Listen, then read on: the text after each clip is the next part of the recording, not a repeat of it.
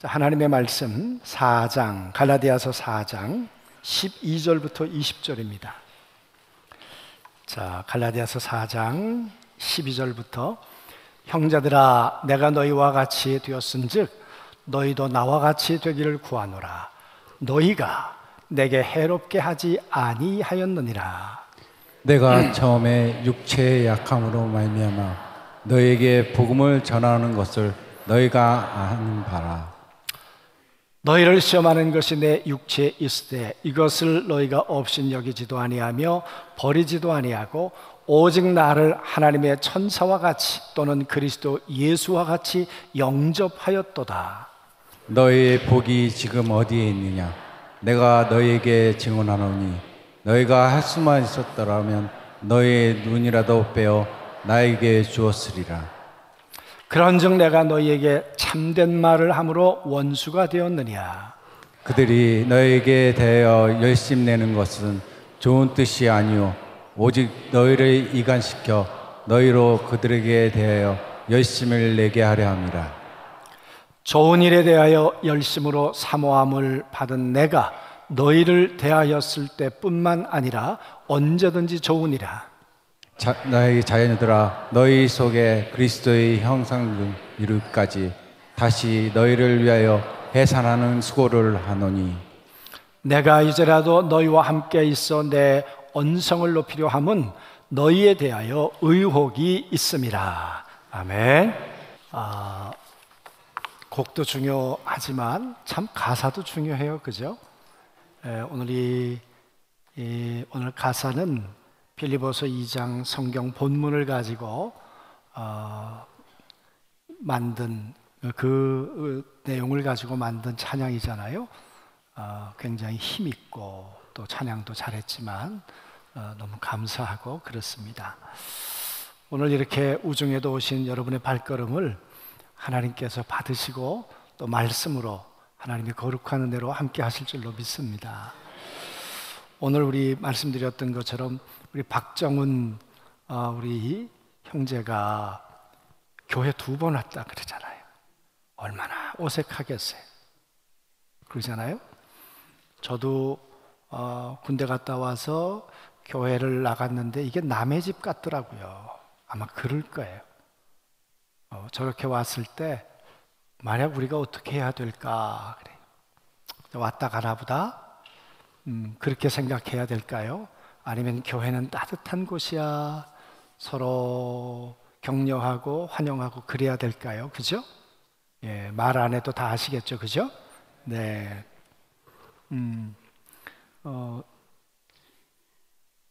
몇 년 됐어요, 그죠? 우리 자매는 신앙생활을 하셨던 자매인데 신혼 때 저희 교회 등록을 했어요. 그래서 제가 신방을 해서 물어보니까 형제는 교회를 안 나가서 제가 그때 무슨 설교를 했나 아마 요한복음 10장을 설교했을 거예요. 그리고는 제가 가지고 있던 성경을 선물로 주면서 꼭 이 성경을 읽고 내가 만난 예수를 당신도 꼭 만났으면 좋겠다. 꼭 그렇게 됐으면 좋겠어요. 아멘. 그리고는 아기를 갖기를 원했는데 그동안 아기가 생기지 않다가 얼마 전에 이제 아기가 착상돼서 이렇게 이제 오늘 함께 기도하게 되었는데 우리가 저렇게 아기를 가진 저 가정을 위해서 할 수 있는 게 뭐가 있을까? 남이라면 뭐 그런가 보다 하겠죠. 그러나 할아버지라면 할머니라면 그리고 고모라면 삼촌이라면 어떻게 하겠어요? 남이 아니고 내 가족이라면 그렇잖아요? 만약 저렇게 아기를 가졌는데 우리 저 형제 자매가 우리 하나님 나라의 가족이라면 정말 축하하고 축복해야 되지 않을까요? 아멘. 그래서 우리는 교회 오면 사도행전을 보면 제일 먼저 이 불려졌던 게 뭐냐 그러면 형제란 말이에요. 형제. 어떤 직분이 불려지기 이전에 우리는 예수 믿고 다 거듭난 하나님의 자녀가 되었습니다. 그러니까 우리 모두는 다 동기간들입니다. 형제요, 자매요. 우리. 그래서 우리가 모두가 형제이지만 이렇게 어렵게 발걸음한 귀한 저 형제 자매도 우리의 형제요, 우리의 자매가 되는 걸 믿습니다. 저 아이를 가진 저 자매, 우리 김은주 자매를 위해서 우리 가족들이 해야 될 일, 만약 아버지 어머님이 해야 될 일이 있다면, 또 할아버지 할머니가 해야 될 일이 있다면 뭘까? 여러분, 제가 이렇게 임신한 분들에게 처음으로 보내는 글이 하나 있습니다. 한번 읽어보시죠. 어머니의 품, 그래, 어머니의 품. 여인의 몸은 잉태하면서 어머니의 품이 된다. 굶주림을 먹이는 품, 얼룩진 눈물을 보듬는 품. 그 품은 잊을 수 없는 고향이 된다. 그래서 그리움으로 살고 고마움으로 산다. 그 넓고 깊은 품을 준비하는 오늘 하루가 주 안에서 복되기를 축복합니다. 그래서 아기를 착상하면 제가 아기를 가진 분에게 이 글을 보내면서 정말 축복하고 또 아기가 해산하기까지 함께 기도하겠습니다. 그렇게 제가 글을 보내요. 내가 이거 보내줄게 이제. 같이 읽어야 돼. 같이 보고 기도해야 되고. 이렇게 착상되는 것이 얼마나 감사하고 고마운 일인지 모르죠. 그런데 성경에 보면 잉태하는 고통 그러잖아요.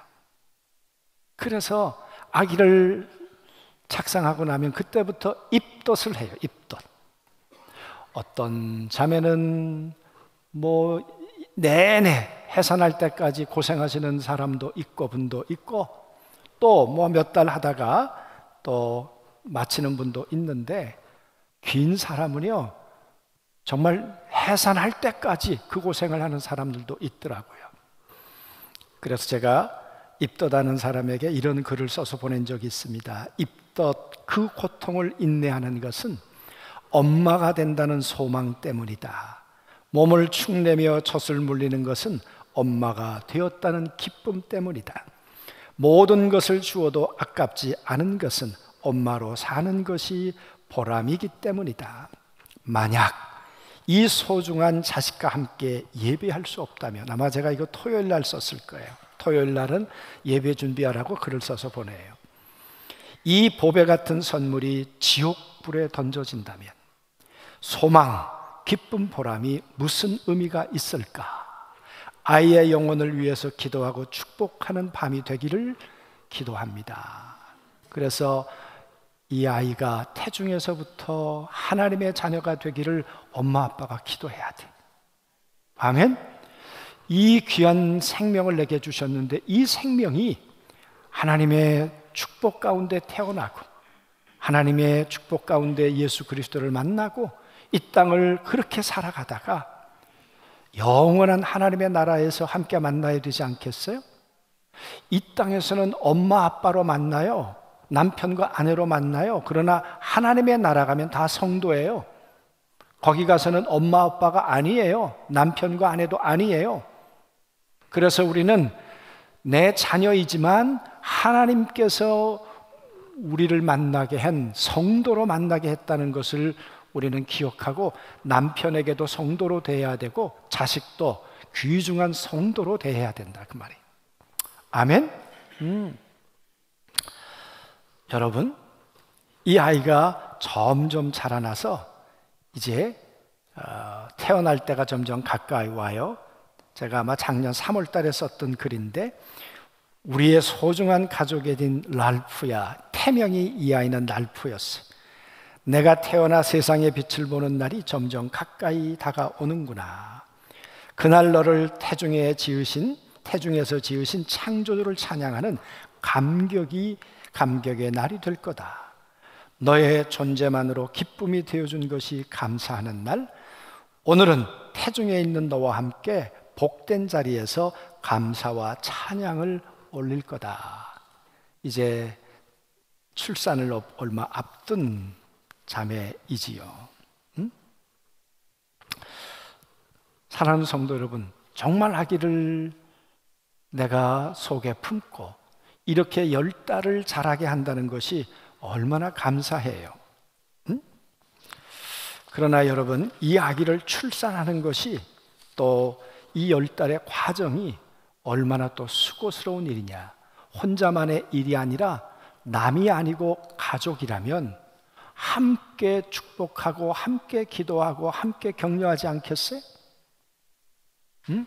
입덧한다 그러면 뭐 먹고 싶은 거 없냐? 예. 제가 빈말이 아니고 제 둘째도, 지금 저희 며느리가 둘째 아기 가졌잖아요. 그랬더니 4월 달에 이제 첫째 이제 돌이 다가오는데 선물을 뭐 수고를 하는데 뭐 요즘은 이제 뭐 이렇게 기성품으로 나오는 게 있나 봐요. 그러더니 1번, 2번, 3번, 4번 그리고 우리 톡에 올렸어. 고르라고. 저보고 고르래. 제가 그랬어요. 나는 며느리가 고르는 거 골랐어. 나는 며느리가 고르는 거 나는 골라. 다른 거 나는 없어. 왜? 생명을 잉태했다는 게 그렇게 고맙잖아요. 아멘? 그렇게 고맙잖아요. 그리고 줘도 아깝지 않잖아요. 그죠? 우리 귀한 자매가 아이를 속에 가지게 됐는데 여러분, 부모님들이 얼마나 이쁘겠어요. 가족이니까. 여러분, 교회는 남이 아니에요. 가족이에요. 가족 같은 교회가 아니라 가족이 되는 것이 교회이다, 그 말이에요. 아멘? 예. 그래서 여러분, 육신의 이 생명을 가진 이 귀한 자매도 소중하지만 우리가 누구냐? 그래, 우리가. 우리는 예수 그리스도의 생명이 착상된 예수를 우리의 몸의 생명으로 가진 임산부들이 예수 믿는 사람들이라니까요. 아멘? 예.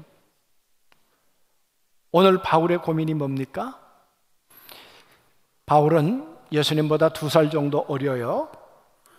그러니까 예수님이 33세 돌아가셨으니까 31살이었겠죠. 그러니까 바울이 33세, 2년쯤 지나서 예수님을 다메섹에서 만났습니다. 그런데 여러분, 이 바울이 어떤 사람입니까? 예수 믿는 사람 못되게, 못살게 죽이고 스데반을 죽이는 사형 집행관이었잖아요. 그랬던 이 바울이 세상에 다메섹으로 가다가 예수님을 만났어요. 창을 들고 칼을 들고 예수 믿는 사람 찔러 죽이겠다고 가다가 예수님을 만나고 난 다음에 그 칼과 창이 십자가로 바뀌었잖아요. 나는 유대인만 그러고 살았는데 그 가슴에 이방인 온 세상 사람을 품을 수 있도록 그 가슴을 넓혀주신 분이 예수님이시잖아요. 아멘?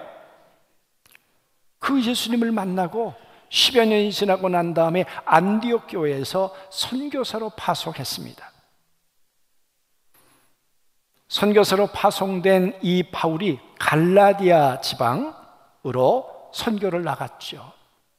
그때 가서 그가 뭘 전했겠습니까? 내가 만난 예수, 내가 십자가에 못 박은 예수를 나무에 달린 저주받은 자라고 했는데 아니더라. 그 예수 그리스도가 부활했다고 말했는데 그건 허구지. 어떻게 죽은 자가 3일 만에 부활할 수 있는가?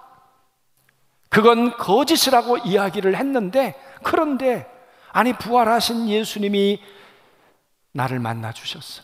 내가 그 예수를 만났어. 그리고 난 다음에 바울은 이렇게 고백했습니다. 내가 그리스도와 함께 죽었나니, 그 말은 어느 순간, 내가 예수를 만나는 그 순간 나는 예수 안에서 나는 죽고 이제는 내 안에 그리스도가 살게 되었어. 그 말은 예수 그리스도가 내 안에 착상되었어. 나는 예수 그리스도를 내 안에 착상한 나는 임산부가 되었어. 그리고는 10여 년 동안 나는 입덧을 했어. 우리 자매는 10달 하겠지만 바울은 10여 년, 13년 동안 아라비아 광야에서 다소라는 고향에서 그 입덧하는 시간을 보냈는데 10여 년이 지나고 난 다음에 안디옥 교회에서 바나바가 불렀어요. 왜? 이제는 과거의 바울이 아니에요. 바울의 예수 믿는 사람을 잡아 죽이는 사람이 아니라 예수 그리스도를 전하고 예수 믿는 사람을 세우는 사람이 됐어요. 그래서 안디옥 교회에서 불러다가 가르치는 기회를 줬더니 너무 잘 가르쳐서 안디옥 교회에서 이제 그의 열매가 나타났어요. 그래서 그리스도인이란 별칭을 안디옥 교회에서 받게 됐잖아요. 그랬던 이 바울을 선교사로 파송했어요. 파송받은 이 바울은 내가 만난 예수를 전했겠죠. 내 죄를 용서해 주신 예수를 전했겠죠. 하나님의 본체신데 이 땅에 사람의 몸을 입고 오셨습니다. 그리고 종의 형체를 가져 죽기까지 자기를 낮추셨습니다. 하나님의 그를 지극히 높여 하늘과 땅에 가장 위대한 이름을 주셔서 모든 무릎이 이 예수의 이름 앞에 무릎을 꿇게 해주셨습니다. 이 예수가 우리의 구원자 되십니다. 누구든지 영접하는 자, 그 이름을 믿는 자들은 하나님의 자녀가 되는 것입니다. 여러분, 이 전도, 이 복음의 말씀을 듣고 갈라디아 교인들이, 성도들이, 형제들이 생겨났다, 그 말이에요. 그런데 여러분, 바울은 순회 전도자이니까 다른 곳으로 떠났죠. 떠났는데 이상한 소리가 들려와요. 그들의 믿음이 변질됐다는 거예요. 내가 전한 복음 외에 그들이 다른 복음을 받아들이고 있다는 거예요. 여러분, 다른 복음이 뭡니까? 갈라디아에서의 다른 이야기가 많이 있지만 예수만 믿어서 구원받는 거 아니야. 할례도 받아야 되고 우리가 얘기하는 절기도 지켜야 돼. 유대 그리스도인들이 그렇게 얘기를 한 거예요. 그랬더니 갈라디아의 이 성도들이 그런가? 그리고 혼돈을 하기 시작한 거예요. 그래서 바울은 갈라디아를 썼어요. 이 성경을 썼어요. 이렇게 얘기했어요. 내가 전하는 복음 외에 천사라도 다른 복음을 전한다면 저주를 받을 거다. 내가 전하는 복음이 정품이야. 다른 건 짝퉁일 수 있어. 아니야. 너무도 분명하게 바울은 이렇게 갈라디아 교인들에게 이야기를 했습니다. 여러분, 왜 그렇게 얘기를 했을까요? 바울은 정말 가슴 아파요. 왜? 과거에 이 갈라디아 교인들이 자기를 어떻게 받아주었는지 이렇게 말합니다. 내가 병약했다. 내가 부족했다. 그런데 나를 천사와 같이, 그리스도와 같이 나를 받아주지 않았느냐? 너무너무 아름다운 관계였습니다. 그런데 그들이 들어와 너와 나 사이를 이간질했다.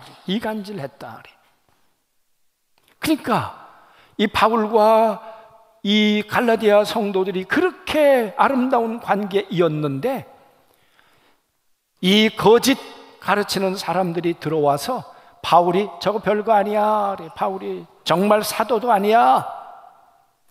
바울 저거 의심스러운 사람이야. 자꾸 바울을 공격하니까 바울이 전하는 복음이 훼손되기 시작한 거예요. 그래서 바울이 너무너무 고통스러워하면서 이 글을 썼다, 그 말이에요. 그래서 오늘 뭐라고 말합니까? 내가 너희를 다시 해산하는 수고를 할 거야. 다시. 그 해산의 수고의 결과는 뭐냐? 그리스도의 형상. 해산한다는 이야기는 속에 생명이 들어있다는 거잖아요. 그런데 뭐가 들어있는가? 그리스도의 씨가 들어있다는 거예요. 예수 그리스도가 착상되어 있는데 예수 그리스도가 점점 자라나 그리스도의 형상이 자라기까지 나는 해산의 수고를 할 거야. 여러분, 예수 그리스도의 형상이 어떻게 자라납니까? 어떻게? 그것은 우리 자매가 생명이 착상되는 것처럼 예수님을 영접해서 하나님의 자녀가 되어야 합니다. 요한일서에서 이것을 가리켜서 너희 안에는 하나님의 씨가 있느니라. 하나님의 씨가 있느니라. 하나님의 씨가 너희 속에 있느니라. 여러분, 그렇게 하나님의 씨가 시작된 그들은 이제 점점 자라가야 되겠죠. 10달 동안 먹고 쉬고 하면서 내 속에서 이제 아마 엄마 아빠의 형상을 닮아 자라나 이 땅에 태어나게 되겠죠. 해산의 수고를 통해서. 그런 것처럼 너희 안에 착상된 예수의 생명은 그리스도의 형상. 뭡니까 형상이? 물론 이 형상이란 말은 헬라적 원어의 뜻은 본체에서 떨어져 나온 그 상태를 말해요. 그러니까 그리스도에게서 떨어져 나온 그 DNA가 내 속에 들어와 있다 그 말이. 씨가. 그러면 점점 자라나면 어떻게 될까요? 그리스도의 성품이 만들어지는. 전에는 교만했는데 이제는 겸손해요. 전에는 나를 위해 살았는데 이제는 주를 위해 살아요. 세계관이 바뀌고 가치관이 바뀌는 거예요. 전에는 무능했는데 이제는 그리스도로 말미암아 능력 있어요.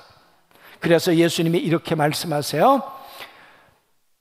내가 너희 가운데 온 거는 뭐냐? 생명을 얻되 풍성히 얻도록 하기 위해서 왔다. 아멘.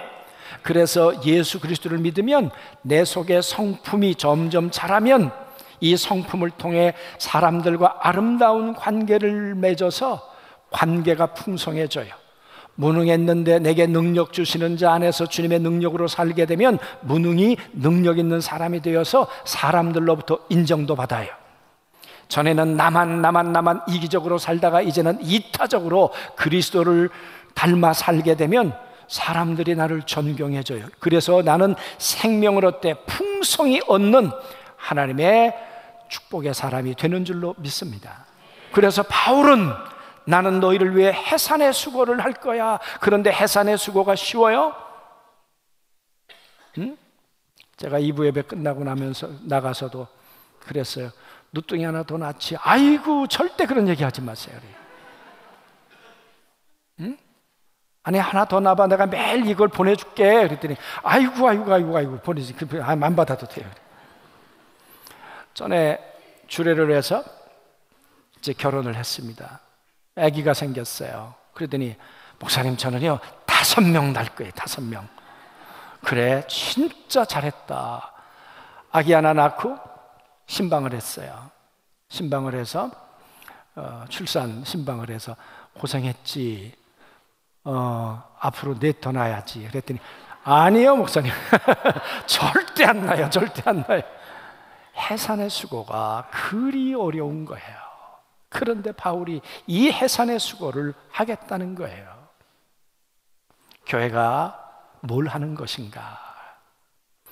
한 분 한 분 안에 예수 생명을 심고 이 예수의 생명이 점점 자라나 그리스도의 형상이 만들어질 때까지 해산의 수고를 함께 하는 것이 교회이다 그 말이에요.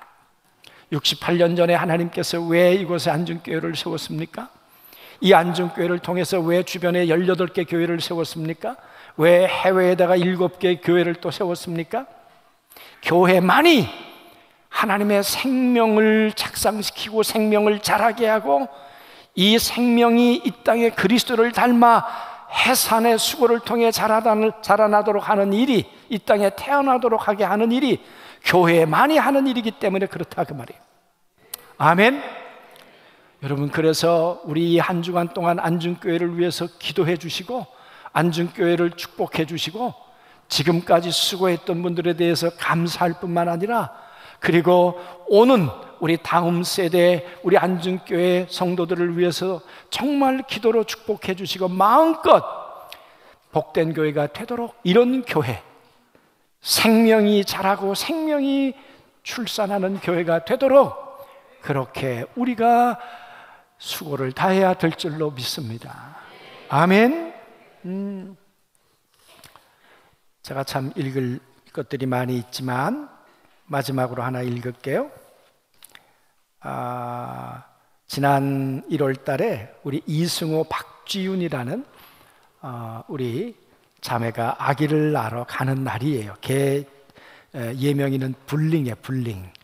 그래서 이렇게 썼어요. 불랭이를 만나는 날이네요. 보라, 너희가 다 각각 제 것으로 흩어지고 나를 혼자 둘 때가 오나니 벌써 왔도다.